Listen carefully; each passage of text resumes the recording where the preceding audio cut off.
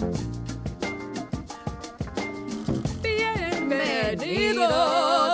This is Radio Aluna Teatro podcast. Or Radio Aluna Theatre, if you like that. Whatever one you like. This episode, we are merendiando again with your hosts, Mónica Alejandra Garrido Huerta y Camila Díaz Varela. And let's just do a little recap of how this works. Mm-hmm. So we'll present a full-length stage play in 3 episodes. Adapted for the radio. Yes. Listen to it on your headphones in this podcast. And then after that, last episode you heard was Augusto Viter. So we heard the play and then we were like, we feel really inspired. Let's bring an amazing human to talk about it. Sí. So then we will interview people in these merendiando episodes. Merendiando translates into snacking, snack time. We're going to have a snack time, basically. Mm-hmm. And during this snack time episode, we will interview and talk with people in the community, artists that are involved in the play or that do work that has to do with things that the play talks about, or just like whatever we feel like is interesting and cool, whatever our hearts want. And it will be in Spanglish. Sí, en español y inglés. Así, como si estoy diciéndole, me gusta comer chicken. Mix eso up. It wasn't great. Okay, this week, we got to chat with the one and only Beatriz Pizano. The director of Aluna Theatre. Also, she was the narrator for Leo and the writer of Madre, which is the next radio play coming to your ear. Who is Beatriz Pizano? Well, let me tell you. Beatriz Pizano is a playwright, a director, an actor, and the artistic director of Aluna Theatre, a company that creates work from a Pan-American perspective. Although even the Pan-American idea, we talked about it in the interview, and that's one that's evolving as well. So we'll get into that later. But the company also produces an international biennial festival called Rutas and a festival of works in progress called Caminos. Aluna's original productions have earned them 26 Dora Maver Moore nominations. Whoa, wow. And 11 wins. So people who don't know what Dora Maver Moore Awards are, they're like our Toronto-based theater excellence awards. Like the Tonys of Toronto. Yeah. So, big deal. Big deal. As a writer-director, Beatriz has received a number of prestigious awards, including the John Hirsch Prize and the Chalmers Fellowship. Sí. All her plays including a piece of theater for young audiences, have been nominated for Doras in the Outstanding New Play category. Yeah. So that gives you a little taste. We had an amazing conversation. We're so excited. So just sit back, relax. Oh, but before you do that, make yourself a favor. Get a little meriendita, grab a snack for yourself. Or a glass of water. Yes, I'm all about hydration because I feel like you can't really enjoy food unless your body is ready for the food, and I think water is a really big part of that. I think hydration's important. It is. Imagine eating a Cheeto with a dry mouth. That's just pain. That sounds delicious. So sit back and relax and let's get this merendiando started.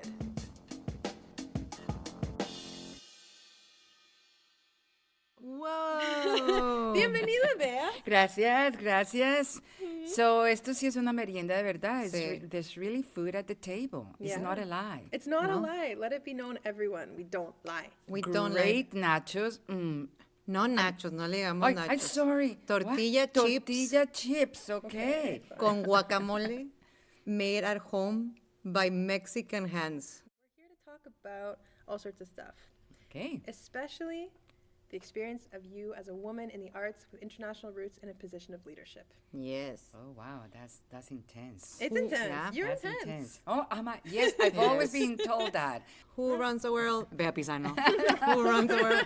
Bea Pizano. As long as I run my world. That's, Yes. I don't think I run anybody's world but my world. That's it's interesting that the beautiful thing about being a woman, I think, is, for me, I mean, I'm sure it's okay, men can speak in the same way, but I feel very, very privileged to be a woman in this time, and to realize that age is not, you're not done. Is actually a beautiful time of growth and the possibilities of changing and like figuring out who you are. And how you see things like ambition. I've been thinking about it a lot because,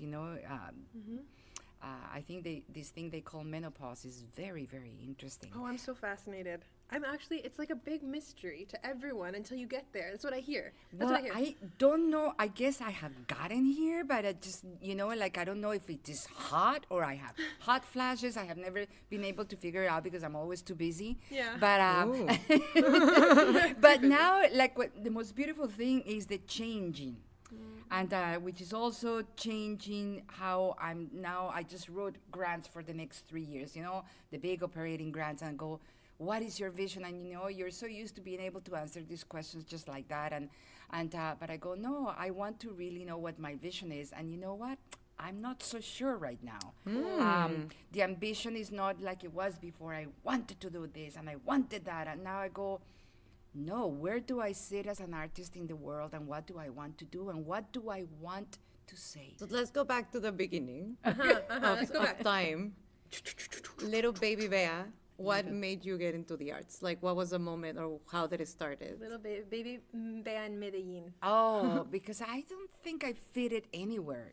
I remember being in high school, and the last year of high school, and the Columbus School, an American, an American school still exists where I went, made us all spend a day in a chosen profession. I said, okay, I want to be a vet because I loved animals. Animals have always been a passion of mine.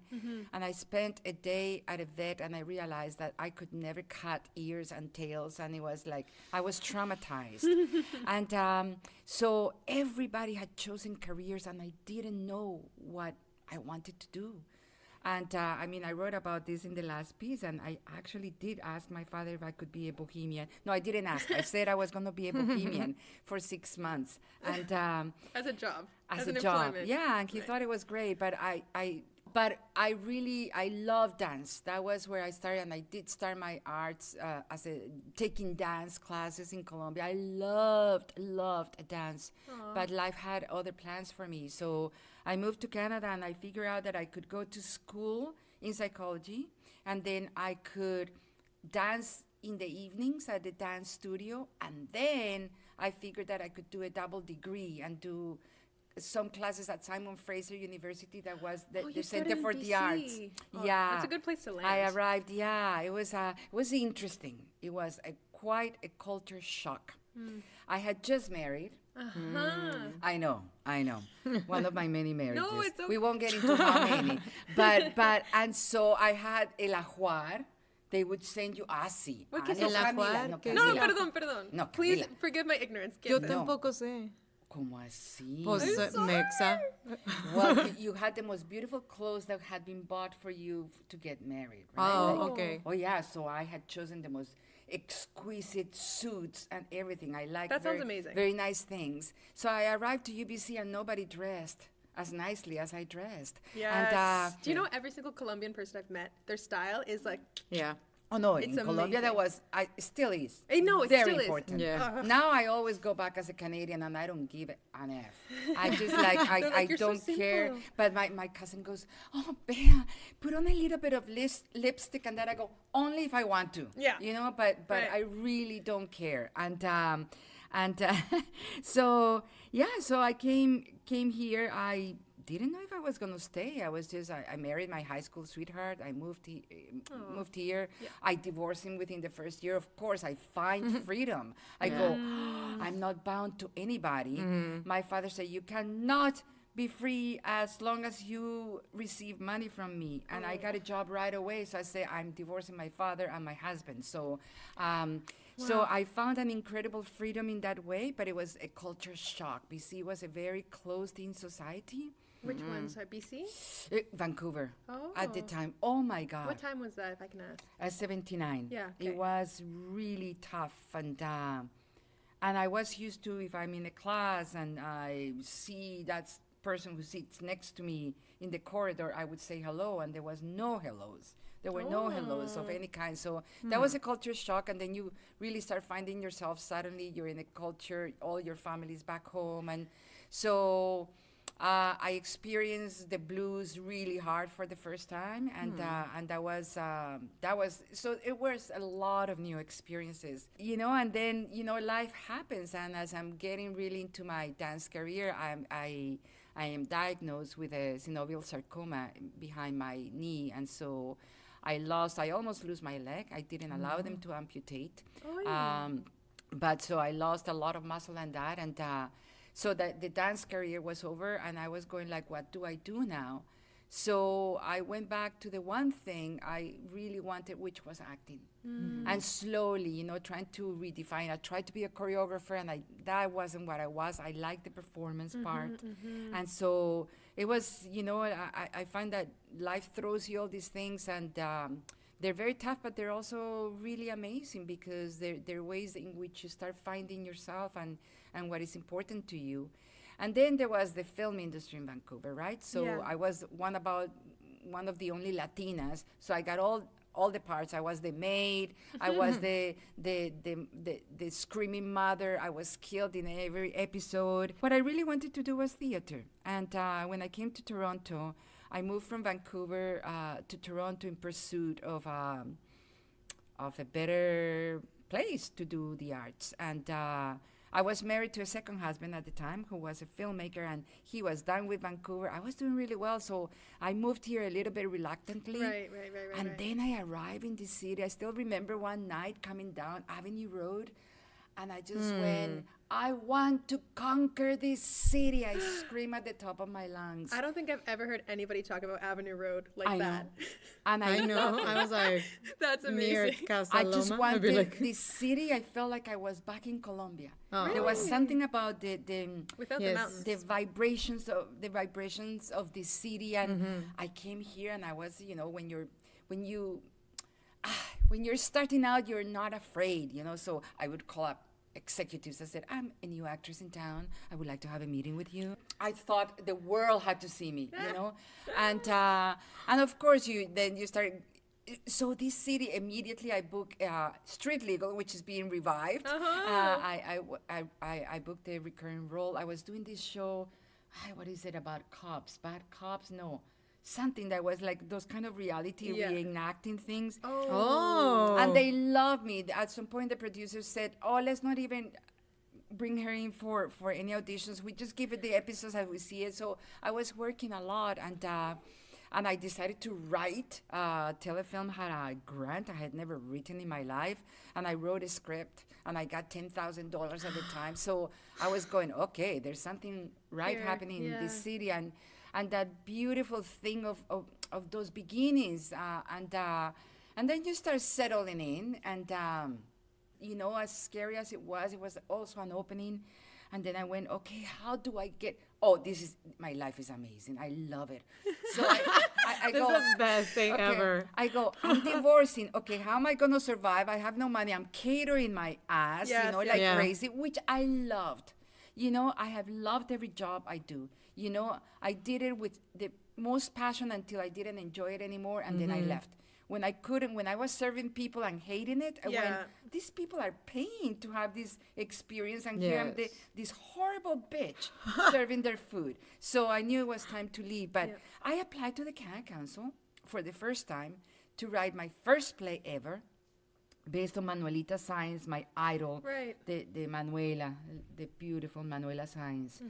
And they had this new grant. It doesn't exist. Sorry, there's no money like there was money in the 90s in the system. And I get another $10,000 grant. And I had just divorced. I had no money. So I started writing like crazy. And that also kind of, I go,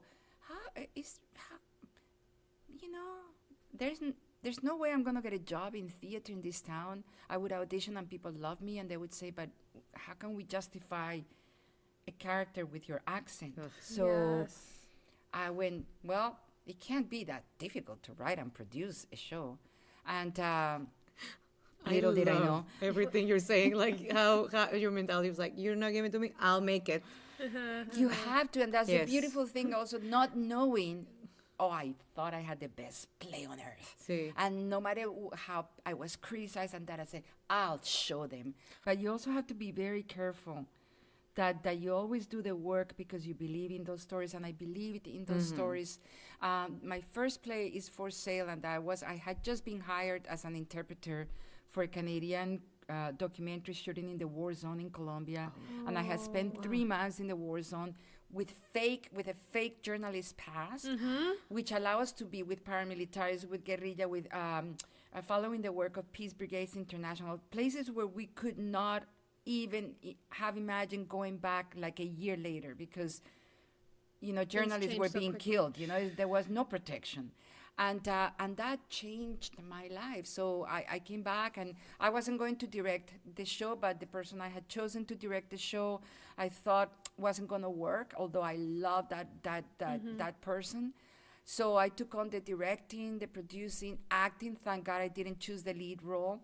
And we did it, and it was like nobody knew who Aluna was. Like nobody. Well, what was Aluna at that time? Yeah, who was Aluna at that time? Trevor and I. Yeah. We just came onto the scene. We had done a summer work show of a beautiful show that I think it was the beginning of our very interdisciplinary language called Meeting Place, which was about Toronto as a city.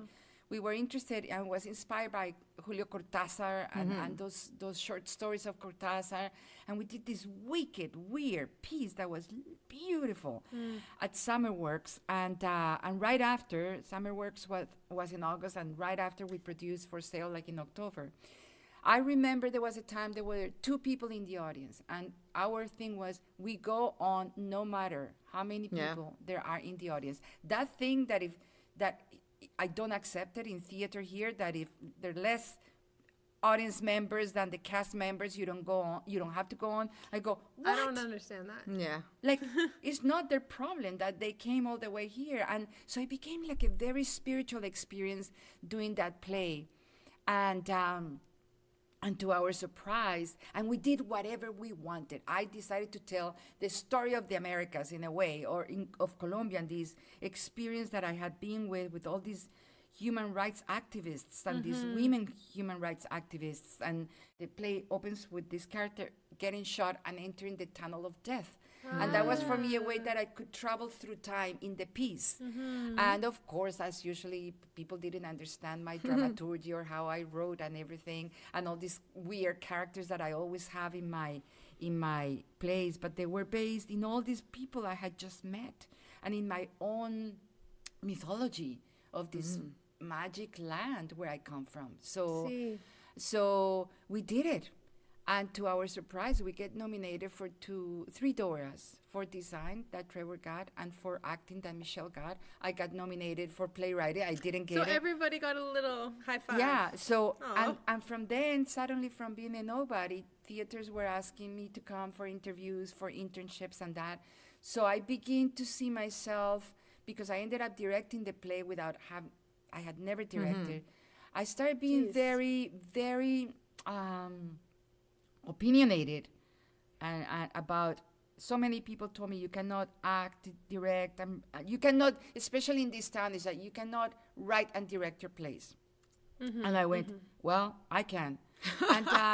And there's this thing with and I said, for me, the writer-director is a very specific type, I think. Like, I wouldn't call... Yeah. Okay, I've never done it, but what I've seen from people is that you can't assume that you're going to put 2 hats on and switch them all the time. It has to be a craft, is what I understand. What do you think about that? I think it's what helped us develop a language at Aluna, because Trevor and I have always worked together. And so what happened is that I would tell the story and work through the story with him, but we were already incorporating the design. So design was so much part of the storytelling that we call the dramaturgy of design, something that we do in all our work. The design begins with the thinking process.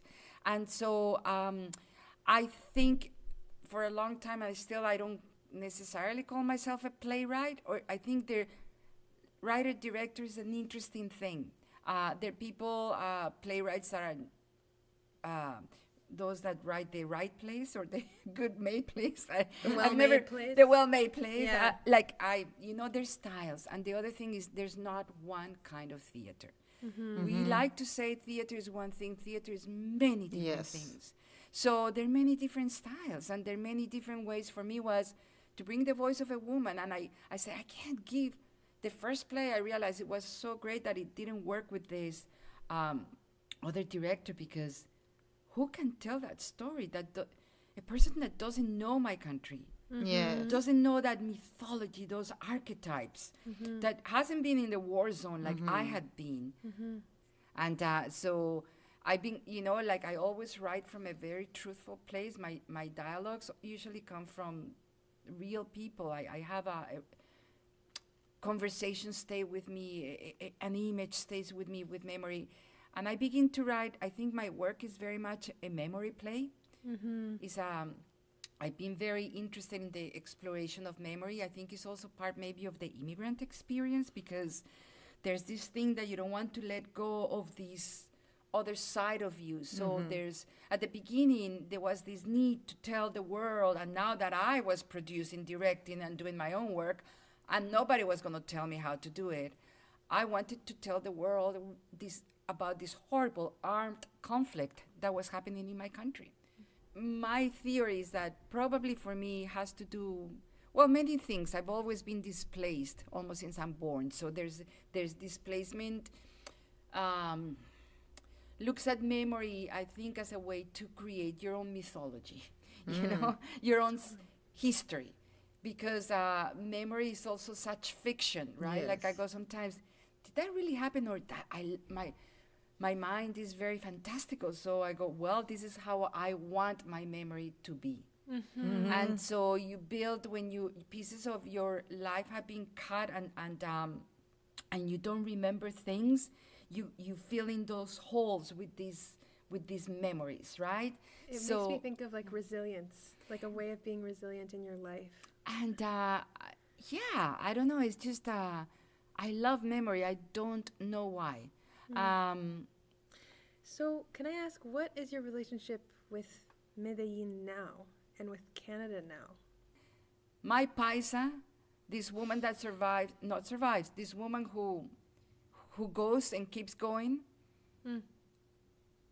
comes from that land and those mountains. Your paisa? Paisa, we call the people from Medellin and Antioquia, the province or el departamento, paisas. And I get my strength from those mountains. I am strong, and I know it's from that land. And it's not an easy place, but I feel that strength very much. It's so interesting to me that you're saying that, like, you really feel in your body that you are attached, you learned from that land, like, just because you were born there, like, you're attached to it.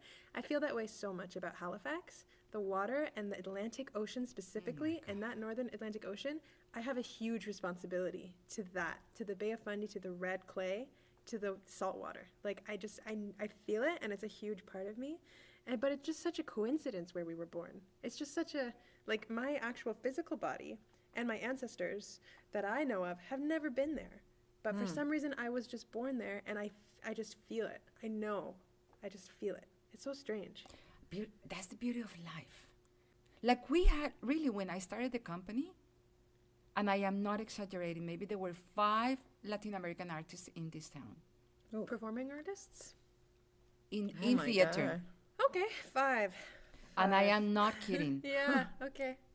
Guillermo Verdecchia was one of the bigger names because he had written Fronteras Americanas. But somebody like me, a newcomer, like with an accent, and no, an accent is very dangerous. Ooh. It is. It's like it confronts white supremacy. It's like, you are other. How are you going to deal with me? And mostly they're like, we're not going to deal with you. And also it makes you have to listen to me. Yes. And one thing is having an accent, and we're conversational here. When I go on stage, I prepare myself very well, and it's like everything. Whether you have an accent or not, you have to work your voice. Yes. That's your responsibility as a performer. Your voice, your body, everything. Your body's a temple, and your voice is an instrument. And and I was told when I was doing líneas in November, this young woman who's studying in one of the theater schools came. She has recently arrived, I think, from Colombia or somewhere, Latin American countries. And she says, you have an accent. I say, yeah. I just been told in school that I have to get rid of that accent if I want to work as an actor. right? So the thing is this. As an artist, if you want to really work, do your own work. There's always something wrong that they're going to find with you, right? So either you take, and that's again, what kind of work are you doing? Because when you're doing theater that is about not selling, is not about doing, where I don't like to use the word political theater. You name whatever you want, you put the category whatever you want, but the work that is about immediacy, work that really needs to get out because that story is important to happen now. We're talking about something that we need to have this conversation in the world about, in the immediacy of the people and the society around us, our communities in Toronto. Sí.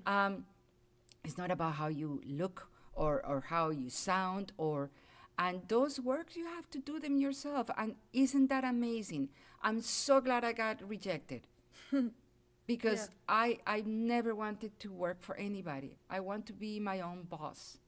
In 2010, when I said that things began to change, and it's for the first time, I'm doing my last play in the trilogy of Women and War, and it was about girl soldiers because I had worked with them. I had done a lot of research, and the girl soldiers in Colombia was something that really fascinated me because many of them went to war as a way of emancipation, as a way of protecting themselves from violence, from rape. As a soldier, they had rights, and a man could not rape them. Of course, things happen, but that the rule is not. They also get training on how to defend themselves. Yes. That sounds and really they're warriors. They're Yes. like I'm not saying things do not happen, but Yes. the rules in the guerrilla groups are rape is not allowed, right? So there was a character. I always have dead characters, which was another problem that dramaturgs had with me in Toronto. They said, "So is it a ghost?" And I go, "No, I love it. they're just dead." Yes, I exactly. love that. Don't you It's have just- dead? And then I go, they're just an extension of my mind, Yes. And See there. I've been thinking so much about magical realism and sci-fi from a POC point of view, and especially a feminine sci-fi. Like, I just find that, like, black women and people of color, women of color, and people of color, our cultures, the lines between reality and memory and fantasy and mythology they're just not the same as in white supremacist societies. It's just not. And like, they live right beside each other. We live with them. They are here. Because our worlds are magical in many ways. They're the conflicts that all our countries live through, like doing that documentary in the war zone, there was a moment that we were following, peace brigades, but they were protecting accompanying this man who had a death threat. And I remember the director turning to me, we are partying that night, and he says, "How can this man be dancing and partying when he may be dead tomorrow?"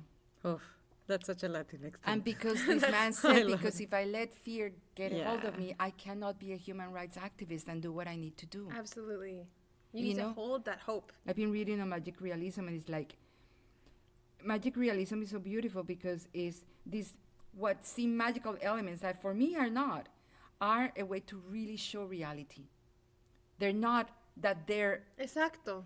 just emphasize the real. And I find that the title of The magical poetry. realism, yeah, and Yes. I was reading somewhere, I forget who said this, but magical realism was a name that was put on that way of speaking. Like, it didn't come from Colombian literature. No. It didn't come from Latinx writers. It came from other people assessing what they saw. And for I feel like for us, it's just what it is. It's not even realism. It just is life. It's life. That's what it is. Well, and there's so much. You go to the character in that. So there were two characters that people couldn't, like, everybody, my dramaturgs wanted me to get rid of them. There was the being. The being? Yes. Okay. I couldn't figure out anything, and the being had this mask, which became the Ruta's mask. The mask. Oh, yeah. And the mask was the memory of the totem poles, the gigantic totem poles in San Agustin, this in San Agustin in Colombia, this massive. Deja. What? There were totem poles in Colombia? Oh yeah, but they're of stone, right? Like these. Of stone. Yeah, and so Trevor, I showed him some pictures and that, and then Michelle, who did that character, we decided that the mask looked this way, and the body was turned the other way. So you only saw her bum, and then, after the first preview, she was wearing panties, and I looked at it, and she looked at me, and she said, the panties have to go, right? I said, yes. And it was this beautiful being accompanied the dead grandmother, which the dead grandmother appears only when the soldier girl has been injured, and is either she's gonna move or die in the jungle, or she's gonna get moving. So her grandmother appears and start fighting with her in Spanish. Because I auditioned all these actresses, and I couldn't find that archetype. I couldn't. The Spanish-speaking grandmother? Yes. It's because they're precious natural resources, and you can't just... Yeah. And there was something about that character that wasn't working, so I knew of this amazing Cuban actress that I knew had lived here and left for Miami because she couldn't find work here. And I called her and say, hey, I had a few glasses of wine. And I said, do you mind coming and doing this role and that? And she said, but I can only do it in Spanish, Bea. Perfecto. And I went, okay. And then I said to Trevor, well, she'll do it, but she'll do it in Spanish. And he says, okay. So why don't we subtitle the whole play in the 2 languages? Oh, that's beautiful. And so that's when we begin to work with subtitles. And the actress who played the young guerrillera didn't speak Spanish. Micheline Calvert spoke English, but Micheline is a highly trained actor. And so through her body language, the other actor knew where they were in the dialogue. They never got lost in that scene. It was like a 10-page scene. Wow. Never. It was perfect. And it was beautiful hearing the 2 languages. And so the usual theaters would say, how can you justify that character speaking Spanish and the other one in English? And I went, you know what? That's a day I said, fuck it. I ain't justifying Spanish anymore. If I fucking want to use it, I am the playwright, and I am the director, and I am going to use it. I'm done with justifying why my characters have to speak one language or the other. And then the being. Every time after the show, Q&As and that, nobody wanted to know anything except what did that character represent? I was going, I don't know. Yes. Translation is not translating a language, but it's a cultural interpretation that runs through your veins, right? So the way I tell my stories make a lot of sense to me. And to this makeup, which is Colombian, Canadian, like all these things. And Canadian also from this immigrant experience, because I think I don't even know what Canadian means. It means so many. And and he's and there are people who are born and bred here, and he's beautiful, Yes. You know what I miss in the part of the adoption, Sí. the cultural adoption, is that there's something when I get to Colombia, I love the ocean. I've always had a place by the ocean. And that land in particular, I see it and touches me. I think Canada, and I've been lucky to travel a bit, and that is one of the most beautiful places I have seen. Sí. People who have not seen the nature in this country have no idea how spectacular this is. Sí. But that thing when I'm driving in a 4-wheel drive through the jungle to get to the beach, is like that sensation is from that land. And that's the only thing I miss. I miss that, but this place is my home. Yes. I have a question. Colombia is not. What is Colombia then? If you could put a word to it, if you want to. It's my memory. But you go there and you visit it. I go there a lot and I work there a lot. Yeah. But it's still your memory. Yeah. Yeah. Okay, so I wanted to ask about Rutas Panamericanas a little. Yes. So we've touched on this a lot in this conversation, but your vision, I see you holding a Pan-American vision. What is your view on Pan-American art, firstly? What do you think Pan-American means to you? Well, this is interesting because apparently many people don't like the word Pan-American anymore. What is it? Why? I don't know. It's like, writing these grants, are we Latin American? Well, Latin America doesn't include the Caribbean, doesn't include the Afro cultures, doesn't include the indigenous. So, no, indigenous people don't define themselves as Latin American. Oh, yeah. but Pan-American. Pan-American is, the whole idea is, hemispheric is a more beautiful name for me, but it's been taken by another institution because I feel we are a continent. Who?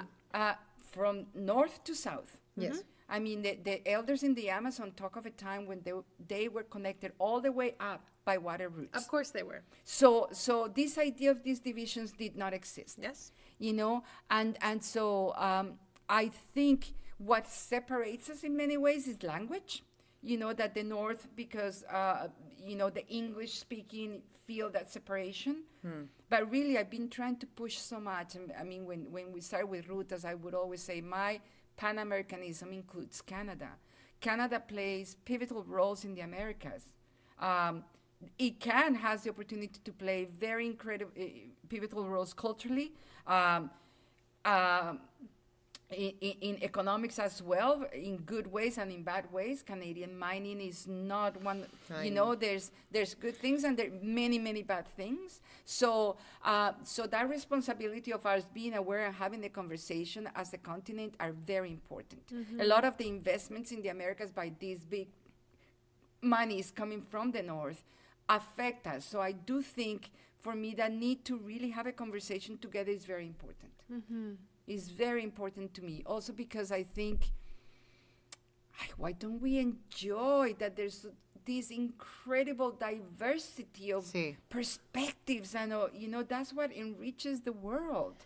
But I see that vision in the way you're talking about it, like just completely forgetting, and I'm putting this in air quotes, that there are borders between every slice of the land, any way you can slice it. And those are sometimes very physical barriers that people can't cross. But that's what art does, transcends that. I really do.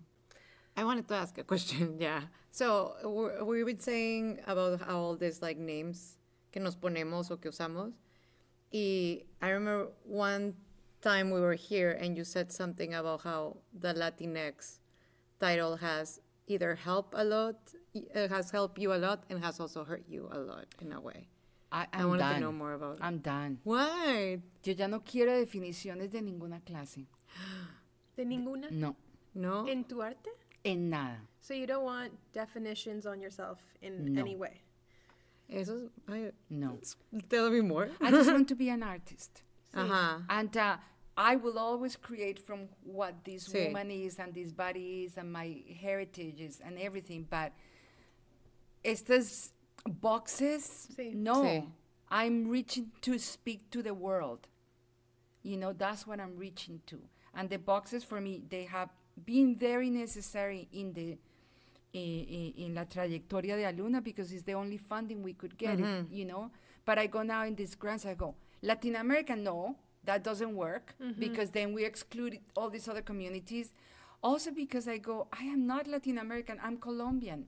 Latin America is the whole world. How can I say that I represent Mexico? It's like, and respect for those other cultures that are not mine, I don't even know. When I went to Mexico, it's a world that I don't even know, and it's this magic of worlds that's the other great thing about menopause.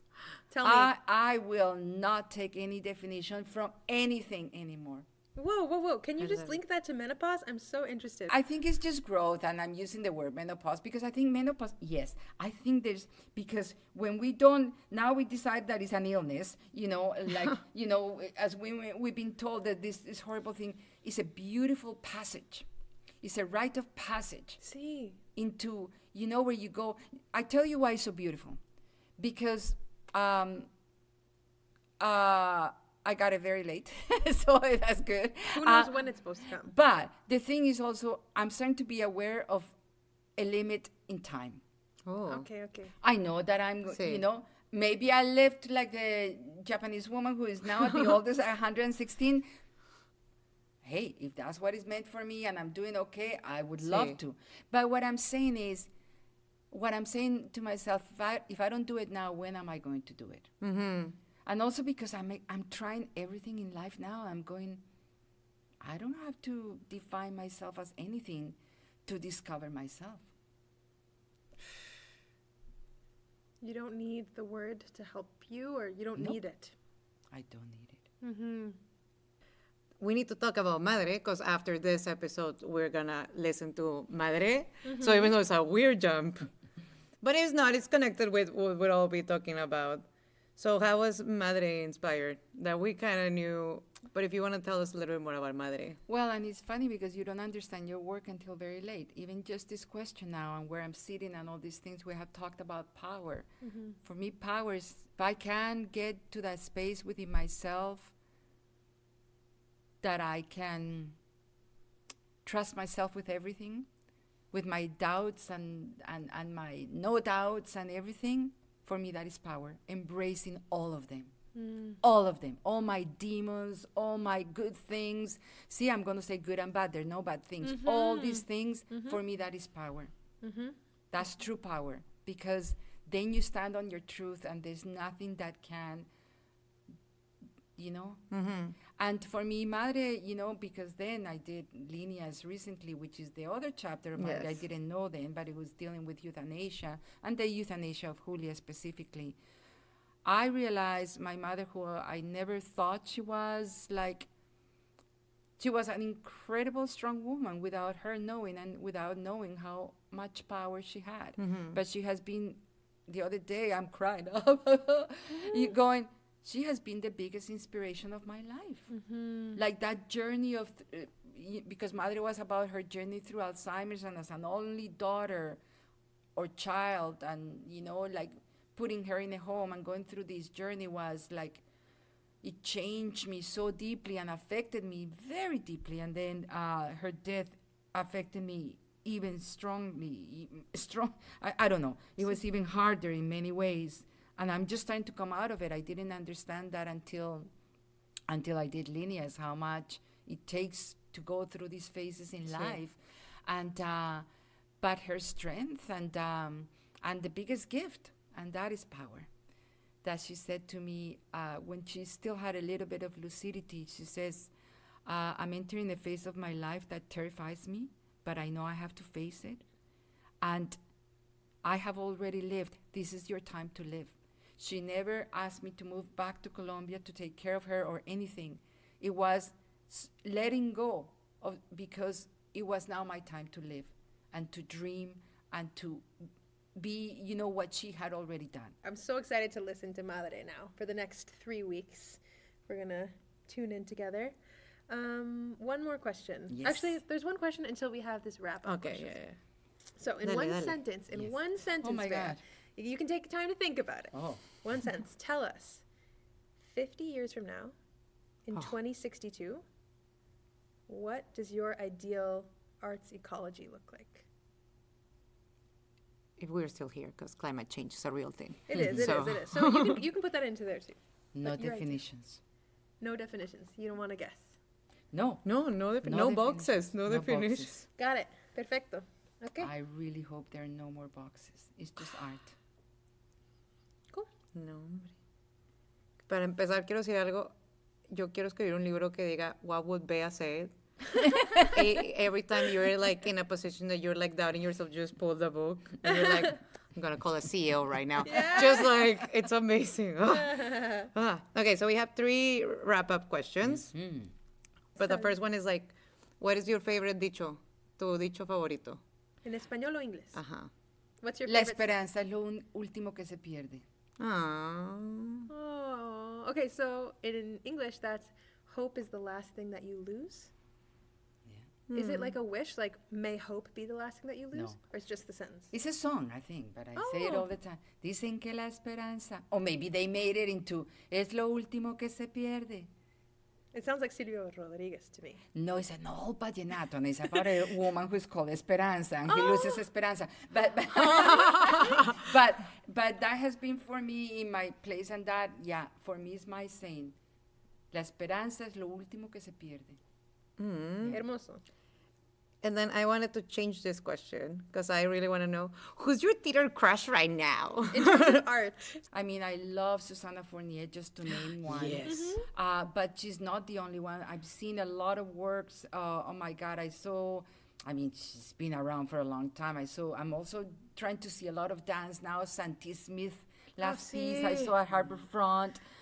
What I'm saying is that, yes, I'm madly in love with all these women and their work, because I also, what I have seen is a beautiful community of women supporting each other. Yes. And it's very, very exciting to me. And I think these women are, we have a way of telling stories, and women are, this generation is taking the power, in that sense, the power that I don't like that word a lot, but in the sense that you do your work, you produce your work, you do your things, and then therefore those stories get out. And so in that sense, power is a good thing, because, when we're talking about power, is a very interesting thing. Would women define power in the same way? No, that word may be something else. And women is also very general, because women, exacto. we're many different kinds. We're not all angels and sisterhood thing. No. We have a lot of work to do. Yeah. Okay, and the last question. What is your favorite merienda snack? De cualquier lugar del mundo. Anywhere. It doesn't need to be. Okay. Pasteles de arequipe.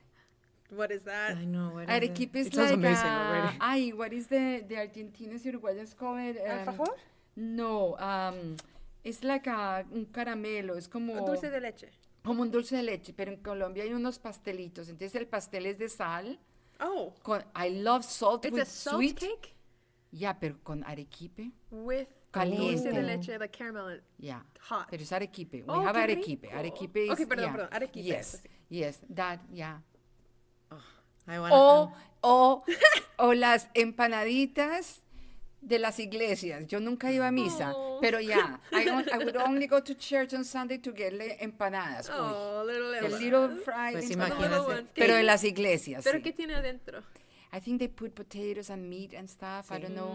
Yeah. With the hand of God, can you With the imagine? hand of God. Really Of course. beautiful. Yes. Ok, muchísimas gracias por hablar Muchas con nosotros. gracias, Bea. Fue un placer. Merendiando. Ahora sí me voy a comer el guacamole porque no me dejaron comer porque hacía Estamos ruido. hablando todo. Y ahora, por favor, Dios ponte a mío. escribir tu libro. What would Bea do? What would Bea say? Pero por eso favor. es lo que mi otra mentora, que es Patricia Ariza, cuando yo estoy en situaciones en el ensayo o tengo dificultades con algo, yo digo, ¿qué haría Patricia Ariza? Mira, yo digo, ¿qué haría Beatriz Pizano? Es hermoso verdad. porque uno dice, yo digo, ¿cómo actuaría ella? ¿Qué haría? ¿No? Y aunque uno siempre hace lo de uno, pero es muy bonito tener alguien, que uno diga, wow, pues no diga eso. Escriba una comedia. Sí. No, ya, claro que sí. Ríanse de Bea. No hay nada más bueno que se rían de uno. Sí. Ya. Mentors are beautiful, and we live in an ecology with lots of really amazing women, Sí. lots of amazing people, artists. Y It's such si a gift. después de esa conversación ya tiene mucha duda de escuchar Madre, el próximo episodio puede escuchar la primera parte de Madre. So next episode is going to be the first part of Madre. You better tune in. Yes. We're going to be there. Adiós. Bye. Hasta la vista, baby. No, don't do that. Don't record that.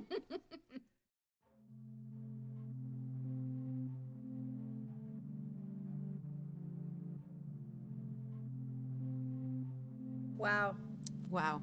I feel empowered. I feel inspired. Yes. I feel ready if I ever get menopause. Like this was I love Beatriz Pizano so much. I know. It's such a gift to be able to talk with people like this, and talk to people who are older than us, talk to people who want to talk to us. Yeah. I don't know. It's really special. Also, it's great because now next episode we get to hear some of Bea's work. Yes. Madre, it's gonna be so good. It's such an amazing, beautiful play.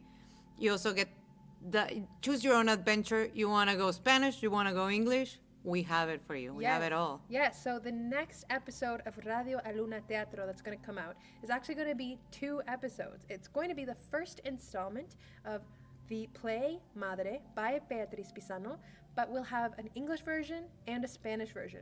And we're going to have the entire play in both an English and a Spanish version, so you can, again, choose your own adventure. They're both so beautiful in different ways, but in really, really cool ways. And then after we finish listening to the entire play together, which is going to take about 3 episodes, you'll get fresh new Merendiando episodes. Merendiando. Because we know you're going to miss us. You know? Sí, van a decir, ¿dónde están? And then we'll be here to take your hand and navigate through them. Yeah, and we'll have more conversations with community members and artists, and we're going to unpack some of the things that Madre talks about. Porque es una obra grande y fuerte y bellísima. Sí, seguro, seguro. So stay tuned. Radio Aluna Teatro is produced by Aluna Theatre with the support from the Metcalf Foundation, the Late Law Foundation, the City of Toronto, the Canada Council for the Arts, the Ontario Arts Council, and the Toronto Arts Council. Aluna Theatre is Beatriz Pizano and Trevor Schwelmes with Sue Ballant and Gia Namens. Radio Aluna Theatre is produced and hosted by Camila Díaz Varela. Hey! And Mónica Garrido, of course. Intro music is by Simeon Samba, and outro music is by Brandon Valdivia. Special thanks to Mónica Alejandra Garrido Huerta for our merienda snack today. For more about Aluna Theatre, visit us at alunatheatre.ca, follow at Aluna Theatre on Twitter or Instagram, or like us on Facebook. And subscribe to this podcast on any platform that you normally get your podcasts. We are on iTunes, on Google Play, on Podbean, and you can catch us on the alunatheatre.ca website. Para cualquier otra información, por favor vayan a la página de alunatheatre.ca, donde pueden encontrar todo lo que Aluna Theatre está produciendo y creando para la comunidad. Muchísimas gracias por estar aquí con nosotros una semana más. Es un privilegio, realmente sí. Yes. And stay tuned because there's so much more to come. Hasta pronto.